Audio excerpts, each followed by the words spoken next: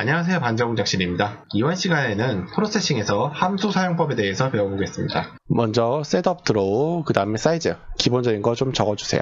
저희가 코드를 직접 따라서 만들면서 좀 알아가겠습니다. 이제 함수에는 몇 가지 타입이 있어요. 리턴이 있는 타입과 없는 타입, 그리고 매개 변수가 있는 타입과 없는 타입, 뭐 여러 가지로 나누어지는데요. 가장 간단한 것부터 하죠.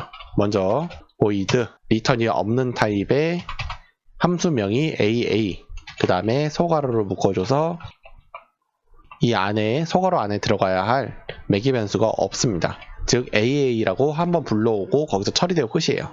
간단하게 렉트 50에 50에 50에 50 100에 100 150에 150 이렇게 만들고, 이렇게 만들어진 함수를 AA 한 다음에 소괄호 치고 불러오겠습니다. 실행을 시켜볼게요.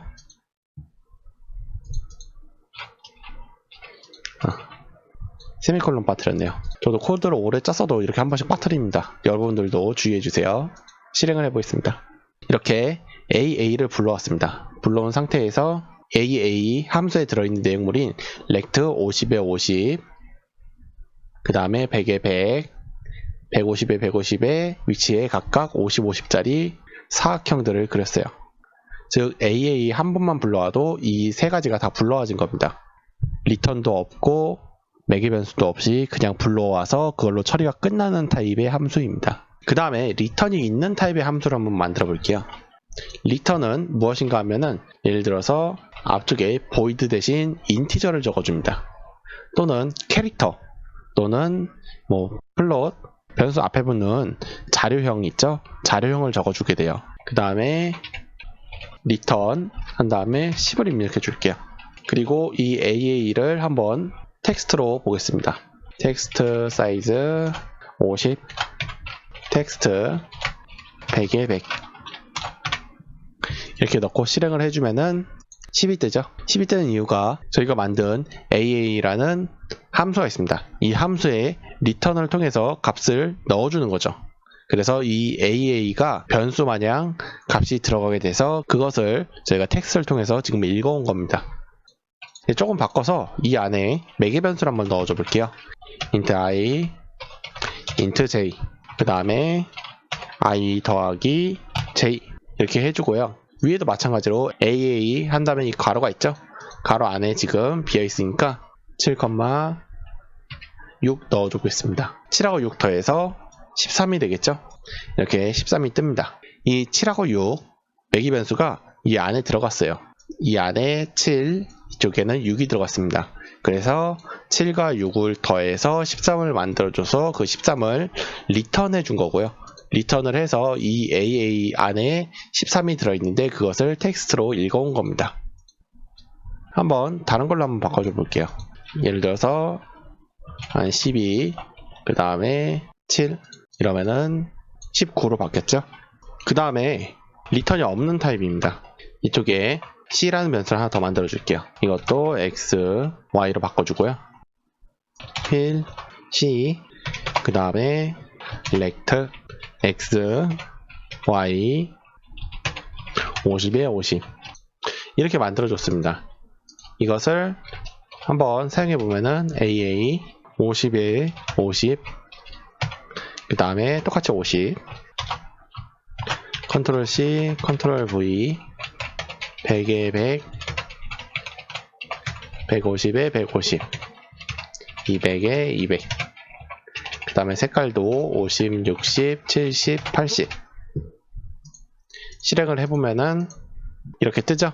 50, 60, 70, 80 만약에 저희가 이거를 일반 렉트랑 필만 써서 동일하게 모양을 만들면은 50에 50, 50, 60에 100, 100, 70에 150, 150, 80에 200, 200 이렇게 적어줘야 돼요.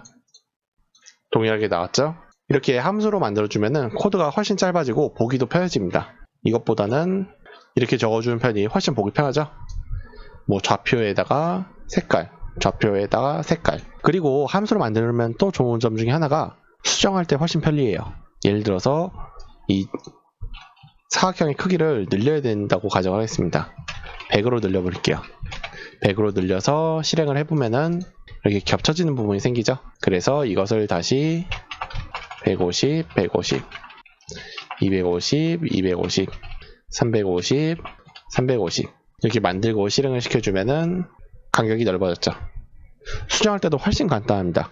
만약에 앞에 보셨던 것처럼 P라고 렉트만 이용했을 경우 이 렉트 뒤에 있는 사각형의 크기마저 다 일일이 바꿔줘야 돼요. 하지만 지금 보신 것처럼 함수로 만들면은 간단하게 함수의 내용만 바꿔주는 것으로 전체 내용이 다 바뀌게 되는 거죠. 함수로 만들면은 이렇게 수정하기도 쉽고 관리하기도 쉬워집니다. 무엇보다 함수의 장점은 A라는 프로젝트에서 여러 가지 함수를 만들어 놨어요. 근데 A라는 프로젝트하고 B라는 프로젝트가 조금 닮아 있는데 그 닮아 있는 부분에 함수는 그대로 갖다 써도 작동을 할 것 같다 하면은 그대로 불러다 쓰면 됩니다. 일일이 몇 번이고 함수를 다시 만들 필요가 없어요. 그렇기 때문에 잘 만들어 놓은 함수들은 여러 프로젝트에서 응용이 되고 훨씬 개발 시간도 짧아지고 개발 시간이 짧아지는 만큼 만들어진 프로젝트의 성과가 그 퀄리티가 훨씬 높아지게 되는 거죠. 오늘은 프로세싱에서 함수를 만드는 법을 배워봤습니다. 중요한 것만 몇 개 짚고 넘어가면은 함수는 맨 앞에 반환형, 보이드 같은 경우는 리턴이 없는 타입, 그 외에 자료형이 들어가게 되면 리턴이 있는 타입, 그리고 함수명, 그리고 매개 변수, 매개 변수가 있는 타입과 없는 타입이 나누어져 있고 그리고 사용하실 때는 함수명을 불러와서 가로를 치고 매개 변수만큼 값을 입력해 준다. 매개 변수가 없는 경우에는 그냥 가로만 쳐준다. 이 정도는 알아가셨으면 좋겠습니다. 이상 반지하 공작실이었습니다. 시청해주셔서 감사합니다.